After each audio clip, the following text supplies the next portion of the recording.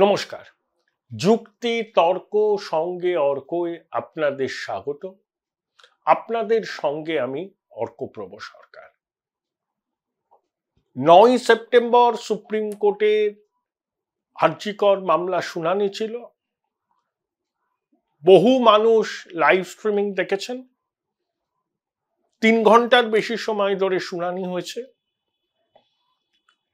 Junior ডাক্তাররা হতাশা প্রকাশ করেছেন যে তারা আরো একটু বেশি আশা করেছিলেন। সাধারণ মানুষও দেখছি সমাজ মাধ্যমে লিখছেন, টেলিফোনে বলছেন, রাস্তায় দেখা হলে বলছেন দাঁড়া তো কিছুই হলো না, এ কি করলো সুপ্রিম কোর্ট। প্রথমে বলে রাখি, আপনি রাত দখল, ভোট দখল, অবস্থান, 9 মিনিটের নীরব প্রতিবাদ, ক্যান্ডেল লাইট মার্চ সব করতে পারেন। প্রতিবাদ আপনার অধিকার, প্রতিবাদ সচেতনতার ভাষা। কিন্তু সুপ্রিম কোর্ট বা হাইকোর্টে আর্গুমেন্ট, তথ্য প্রমাণ শেষ কথা বলে। রাজপথে কিভাবে প্রতিবাদ হচ্ছে, কিভাবে মেয়েরা রাতের দখল নিচ্ছে, এগুলো কিন্তু সুপ্রিম কোর্টের বিচার প্রক্রিয়ায় কোনো প্রভাবই ফেলে না। সেখানে শেষ কথা বলে যুক্তি, তথ্য ও প্রমাণ। কালকে যারা লাইভ স্ট্রিমিং দেখেছেন তারা অবশ্যই একথা স্বীকার করবেন যে কপিল সিব্বল কিন্তু কালকে গোল করার চেষ্টা করেছিলেন। শেষ মুহূর্তে তিনি তার কাঙ্ক্ষিত সাফল্য পাননি। দুগ্ধপাত্রে গোচনা পড়ে গেছে যখন সুপ্রিম কোর্টের বিচারপতিরা পোস্টমর্টমের আগে চালান দেখতে চেয়েছিলেন। কপিল সিব্বল দেখাতে পারেননি এবং অনেকগুলো প্রশ্নের উত্তর তো দিতে পারেননি। দেখুন, কপিল সিব্বলের সঙ্গে একটা আইনজীবীদের টিম ছিল। তারা কপিল সিব্বলকে যেভাবে ফিড করেছে কাগজপত্র দিয়ে, তথ্য দিয়ে, কপিল সিব্বল তার নিজস্ব ভঙ্গিতে, উনি অত্যন্ত ভালো সওয়াল করেন, ওনার প্রোনাউন্সিয়েশন দেখেছেন, সেগুলো করেছেন। এবং ওনার মতো আইনজীবী যখন সুপ্রিম কোর্টে সওয়াল করেন তখন সেটা এক অন্য মাত্রা পায়। আমি শুনলাম অভিষেক মনু সিংভি এই কেসটা নাকি নিতে চাননি। কেন নিতে চাননি আমি জানি না, তবে কপিল সিব্বল লড়ছেন। তুষার মেহতা, সলিসিটর জেনারেল, সিবিআই তাকে যে ব্রিফ করেছে তার ভিত্তিতেই তিনি তার সওয়াল করেছেন। ফিরোজ এডুলজি, যিনি শুভেন্দু অধিকারীর আইনজীবী, কলকাতাতে ইডির মামলাতেও সওয়াল করেন, তিনি এবং সম্ভবত গীতা লুথরা, উনি সিদ্ধার্থ লুথরার কে হন আমি জানি না, তিনি ডাক্তারদের এক অর্গানাইজেশনের পক্ষে সওয়াল করেছেন। আর আরো অনেকে আইনজীবী ছিলেন। আমি বলবো যে সুপ্রিম কোর্টে সওয়াল করার আগে তারা একটু ইন্ট্রোস্পেক্ট করুন,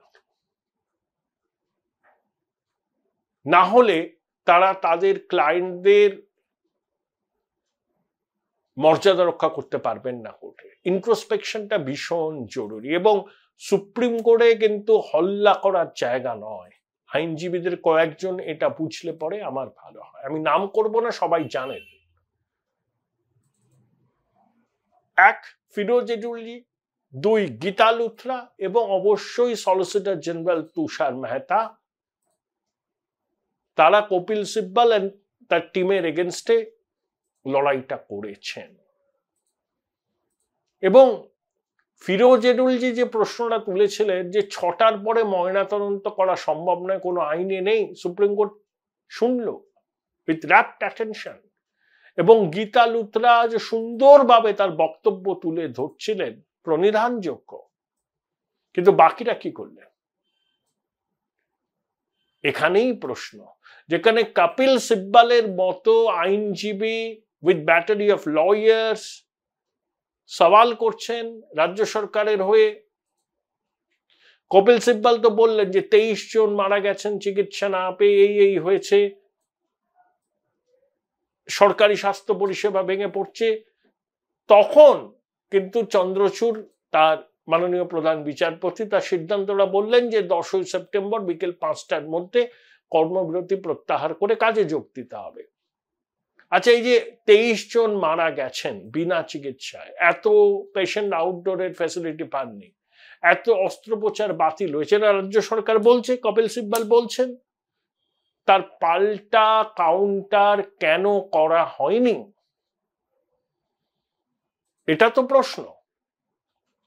সলিসিটর জেনারেল তুষার মেহতা স্ট্যাটাস রিপোর্ট পেশ করে কপিল সিব্বলের বক্তব্যকে যুক্তি দিয়ে খণ্ডন করেছেন। সেই জন্যই দ্বিতীয় স্ট্যাটাস রিপোর্ট দেওয়ার কথা বলেছে সুপ্রিম কোর্ট, এবং সুপ্রিম কোর্ট কিন্তু সিবিআই কে তদন্তের ক্ষেত্রে কোনো গাইডলাইন দেননি।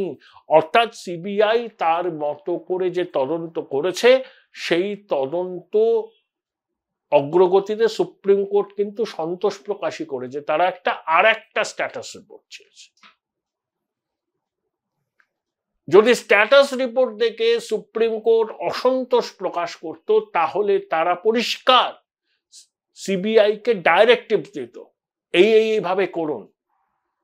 আপনাদের স্ট্যাটাস রিপোর্টে অনেক প্রশ্নের উত্তর পাচ্ছি না, সেটা কিন্তু বলেনি, শুধু বলেছে আর একটা স্ট্যাটাস রিপোর্ট পেশ করতে হবে। তাই অনেকে বলছেন হতাশ হলাম। হ্যাঁ, হতাশ আপনারা হয়েছেন, কারণ কর্মবিরতি প্রত্যাহার করে কাজে যোগ দেওয়ার নির্দেশ দিয়েছে সুপ্রিম কোর্ট। যদিও জুনিয়র ডাক্তাররা বলছেন যে তারা সেটা মানবেন না, কিন্তু 17ই সেপ্টেম্বর সুপ্রিম কোর্টে যখন আবার মামলাটা উঠবে, তখন কিন্তু জুনিয়র ডাক্তার, নির্যাতিতার পরিবারের আইনজীবী, অবশ্যই তুষার মেহতা থাকবেন, গীতা লুথরা থাকবেন, তাদেরকে আরো কিছু বিষয়ে সতর্ক হতে হবে। দেখুন, জুনিয়র ডাক্তারদের যদি কোনো বক্তব্য থাকে, যদি তারা কোনো তথ্য পরিসংখ্যান পেশ করতে চায় নিজেদের সূত্র থেকে, সরকারি হসপিটালে তাদের কর্মবিরতির সময় ছবিটা ঠিক কি ছিল, তাতে সরকারের দেওয়া তথ্য পরিসংখ্যানের কাউন্টার তথ্য পরিসংখ্যান তারা যদি পেশ করতে চান, করুন। সুপ্রিম কোর্টের প্রধান বিচারপতিকে জানান, মেলের মাধ্যমে জানান। 2, নির্যাতিতার পরিবারের আইনজীবী, আরো আইনজীবী যারা আছেন, তাদেরকে আরো অনেক বেশি অ্যাসার্টিভ হতে হবে। বিকাশবাবু খুব সুন্দরভাবে বলেছেন যে নির্যাতিতার পরিবার পুলিশের বিরুদ্ধে টাকা দেওয়ার অভিযোগ তুলেছিল। চিফ জাস্টিস বলেছেন সিবিআই তাদের স্ট্যাটাস রিপোর্টে না মেনশন করেছে। কিন্তু আরো অনেক তো প্রসঙ্গ আসতে পারে, সেটা আগামী দিনে শুনানিতে নিশ্চয়ই নির্যাতিতার পরিবারের পক্ষ থেকে বিকাশবাবু দাঁড়িয়েছেন, আরো যারা আছেন তারা বলবেন। এবং জুনিয়র ডাক্তারদের পক্ষ থেকে যে আইনজীবীরা আছেন, তাদেরকে প্রপারলি ব্রিফ করা। জুনিয়র ডাক্তাররা যদি কোনো তথ্য পরিসংখ্যান সুপ্রিম কোর্টে জানাতে চান, তারা প্রধান বিচারপতিকে মেল করে জানাতে পারেন, বা তাদের আইনজীবীরা পরবর্তী সওয়ালের সময় রাজ্য সরকার যে বক্তব্য পেশ করেছে যে ধর্মঘটের কারণে এতজন মারা গেছেন, এতজন আউটডোরে সুবিধা পাননি, জুনিয়র ডাক্তাররা যদি কোনো কাউন্টার তথ্য পেশ করতে চান, করুন। তারা তাদের মতো করে ডেটা কালেকশন করুন, করে জানান। বললাম না, আবেগ দিয়ে সুপ্রিম কোর্টে মামলা জেতা যায় না, argument and proof. Join Indian Institute of Hotel Management now. Right choice, right decision. This is the last one. আমি রাত দখল, ভোট দখল, দুপুর দখল, 9 মিনিটের নীরবতা, অবস্থান, পথনাটিকার গান, মূকাভিনয় সব করলাম। নিশ্চয়ই করবেন, প্রতিবাদ কেন করবেন না? কিন্তু সুপ্রিম কোর্টের 4 দেওয়ালের মধ্যে এর কোনো মূল্য নেই যতক্ষণ না পর্যন্ত আপনি তথ্য, প্রমাণ এবং যুক্তি সহকারে আপনার দাবি পেশ করছেন। মাননীয় প্রধান বিচারপতি চন্দ্রচূড় তো বলেইছিলেন প্রথম শুনানির দিন, it is a national catharsis. Supreme কোর্টের বিচারপতিরাও আরজিকর মামলার সংবেদনশীলতা, তার ইম্প্যাক্ট নিয়ে সচেতন, কিন্তু যতক্ষণ না পর্যন্ত তারা আর্গুমেন্ট এবং তথ্য প্রমাণকে আদালত গ্রাহ্য বলে মনে করবেন, ততক্ষণ পর্যন্ত তারা কি ভার্ডিক্ট দেবেন। তাহলে আর্গুমেন্টটাও সেরকম হতে হবে যাতে কপিল সিব্বলের মতো আইনজীবীর যুক্তিকে খণ্ডন করা যায়। সেই যুক্তি তখনই খণ্ডন করা যাবে যখন পর্যাপ্ত তথ্য প্রমাণ বিরোধী পক্ষের আইনজীবীরা পেশ করতে পারবেন। এটাই তো।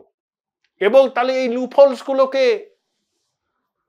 সংশোধন করতে হবে জুনিয়র ডাক্তারদের, তাদের আইনজীবীদের, নির্যাতিতার পরিবারদের, করে তারপরে তাদের সওয়ালটা করতে হবে। গুচ্ছ গুচ্ছ প্রশ্ন তো সুপ্রিম কোর্টে তুলেছে। চালান ছাড়া ময়না তদন্ত কিভাবে হলো, অভিযুক্ত সিভিক ভলেন্টিয়ার সেমিনার হলে ঢোকানোর এবং বেরোনোর সিসিটিভি ফুটেজ আছে, তারপরে সিসিটিভি ফুটেজ কি সংরক্ষিত করা হয়েছে, যদি সংরক্ষিত করা হয় সেটা কি সিবিআই কে দেয়া হয়েছে, তারপরে সার্চ এন্ড সিজার কখন হয়েছিল, তার ছবি তোলা হয়েছে কিনা, প্রথম মৃতার ছবি কে তুলেছিল, তাকে কি আইডেন্টিফাই করা গেছে। গুচ্ছের প্রশ্ন তুলেছে সুপ্রিম কোর্ট। এবং সিবিআই যে স্ট্যাটাস রিপোর্ট দিয়েছে অ্যাজ অফ নাও, সেটা নিয়ে কিন্তু সুপ্রিম কোর্ট অসন্তোষ প্রকাশ করেনি। মার্ক মাই ওয়ার্ড, 15-20 মিনিট ধরে 3 বিচারপতি খুঁটিয়ে পড়েছেন। আপনারা যারা দেখেছেন কাল লাইভ স্ট্রিমিং, তারা আমার বক্তব্যের সঙ্গে সহমত হবেন। তারপর বলেছেন যে সিবিআই তাদের মতো করে তদন্ত করুন। They have not given any directive to CBI যে এইভাবে তদন্ত করতে হবে। কোনো অসন্তোষ প্রকাশ করেননি, তারা জাস্ট আর একটা স্ট্যাটাস রিপোর্ট চেয়েছে। তাহলে সিবিআই এর স্ট্যাটাস রিপোর্টে নিশ্চয়ই এমন কিছু আছে যেটা সুপ্রিম কোর্টের প্রধান বিচারপতির বেঞ্চ কনভিন্স হয়েছে। আরো কিছু তথ্য প্রমাণের দরকার, হয়তো মিসিং লিঙ্ক গুলো খুঁজে বার করার জন্য। সেটা খুঁজে বার করার জন্যই সিবিআই কে আরেকটা স্ট্যাটাস রিপোর্ট পেশ করার কথা বলেছে। তার একটা গান আছে না, হাল ছেড়ো না বন্ধু বরং কণ্ঠ ছাড়ো জোরে, দেখা হবে তোমার আমায় সূর্যোদয়ের ভোরে। আপনারা হাল ছাড়ছেন কেন? হাল ছাড়ার কি আছে? আপনারা যে দাবিগুলো তুলেছেন সেই দাবিগুলোকে সমর্থন জানাচ্ছেন এই রাজ্যের মানুষ, দেশের মানুষ, চিকিৎসক মহল। শুনলাম 12 তারিখে মুখ্যমন্ত্রী নবান্নে জুনিয়র ডাক্তারদের সঙ্গে দেখা করতে পারেন, এই মর্মে ফিলার গেছে। দেখুন, জুনিয়র ডাক্তারদের বিরুদ্ধে কোনো পিউনিটিভ মেজার্স নিলে হতেও পারে সমস্ত junior doctor, resident doctors, senior doctors, অধ্যাপক, শিক্ষক একযোগে পদত্যাগ করতে পারেন প্রতিবাদে, পিউনিটিভ অ্যাকশনস এর প্রতিবাদে। আপনারা নিশ্চয়ই, আপনাদের সেবা তো ধর্ম, আপনারা তো অঙ্গীকারবদ্ধ মানুষকে সেবা দেওয়ার জন্য, চিকিৎসা দেওয়া, নিশ্চয়ই কাজে ফিরবেন। কিন্তু আপনারা যে দাবিগুলো তুলেছেন সেই দাবিগুলো তো উড়িয়ে দেওয়ার নয়। বিনীত গোয়েলকে এখনো মুখ্যমন্ত্রী সরাচ্ছেন না, যুক্তি দিচ্ছেন পুজো আসার। সন্দীপ ঘোষের বিরুদ্ধে কি নামকাওয়াস্তে ব্যবস্থা নিয়েছেন? এখনো কি নিরাপত্তা ব্যবস্থা ঢেলে সাজানো হয়েছে? এতদিন সবাই ঘুমোচ্ছিল, সুপ্রিম কোর্ট বলার পর 100 কোটি টাকার তহবিল নাকি স্যাংশন হয়েছে।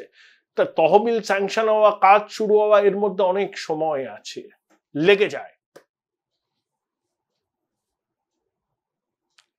তাহলে এই বিষয়গুলো নিয়ে যখন আপনারা সরব হচ্ছেন, তখন আপনাদের দাবিকে সমর্থন করছেন রাজ্যের অধিকাংশ মানুষ। আপনারা আন্দোলনের নেতৃত্ব দিচ্ছেন, সাধারণ মানুষ আপনাদের দাবিকে সমর্থন করছেন। আপনাদের বক্তব্য সুপ্রিম কোর্টে যদি জানানোর থাকে, কিভাবে জানাবেন সেটা আমি আমার মতো করে বললাম। এক, পাল্টা তথ্য প্রমাণ আপনারা সুপ্রিম কোর্টে পেশ করতে পারেন প্রধান বিচারপতিকে মেল করে। নির্যাতিতার বাবা মা আপনাদের পক্ষ থেকে যারা আদালতে সওয়াল করছেন সেই আইনজীবীদের হাতেও তথ্য প্রমাণ তুলে দিতে পারেন। তাদেরকে আরো অ্যাসার্টিভ হওয়ার প্রয়োজন আছে। এবং আপনারা যে নিরাপত্তাহীনতায় এখনো ভুগছেন, সরকার বলেছে যে ঠিক আছে আমরা নিরাপত্তার ব্যবস্থাটা দেখব, তারা 100 কোটি টাকা তহবিল স্যাংশন করেছে, কিন্তু সেটাকে ইমপ্লিমেন্ট করতে কত সময় লাগবে? 4447টা সিসিটিভি থাকা সত্ত্বেও এইরকম ঘটনা ঘটে কি করে? সুপ্রিম কোর্ট যখন প্রশ্ন তোলেন, কপিল সিব্বল তখন নিরুত্তর হয়ে যান। তাই আপনাদের আদালতের মধ্যে সওয়াল জবাবের ক্ষেত্রে আরো বেশি মনোযোগী হতে হবে। আপনাদের আইনজীবীদের আরো তথ্য প্রমাণ দিতে হবে। রাস্তার আন্দোলন, রাস্তার বিক্ষোভ সুপ্রিম কোর্টের বিচার প্রক্রিয়ায় কোনো প্রভাব ফেলে না, এটাকে আমাদের জেনে নিতে হবে। সুপ্রিম কোর্ট দেশের আইন সংবিধান অনুযায়ী মামলা শুনবে, রায় দেবে। কারোর পছন্দ হবে, কারোর পছন্দ হবে না, কিন্তু সুপ্রিম কোর্টে আর্গুমেন্টটা তো করতে হবে। কপিল সিব্বলের বক্তব্যকে কাউন্টার আপনারা তখনই করতে পারবেন যখন আপনারাও পাল্টা তথ্য প্রমাণ নথি দাখিল করবেন। তাই সব আশা কিন্তু ফুরিয়ে যায়নি, সুরঙ্গে শেষে আলো দেখা যাচ্ছে। যখন প্রধান বিচারপতি সিবিআই কে কোনো নির্দেশ দেননি, কোনো ডাইরেক্টিভ দেননি, শুধু বলেছেন আর একটা স্ট্যাটাস। অতএব বললাম না, মানুষের আশায় বসতে, আশাটাকে ছাড়বেন না। Don't give up hope. দেখবেন আপনারা যে দাবিগুলো নিয়ে আজকে আন্দোলন করছেন, কর্মবিরতি করছেন, দাবিগুলোর সঙ্গে রাজ্যের মানুষ সহমত। আইন যুদ্ধে সেই দাবিগুলোকে আদায় করতে গেলে আপনাদের সুপ্রিম কোর্টের ভিতরে আর্গুমেন্টকে আরো জোরালো করতে হবে এবং একই সঙ্গে রাজ্য সরকারের দেওয়া তথ্য প্রমাণকে চ্যালেঞ্জ করে পাল্টা তথ্য প্রমাণ দাখিল করতে হবে।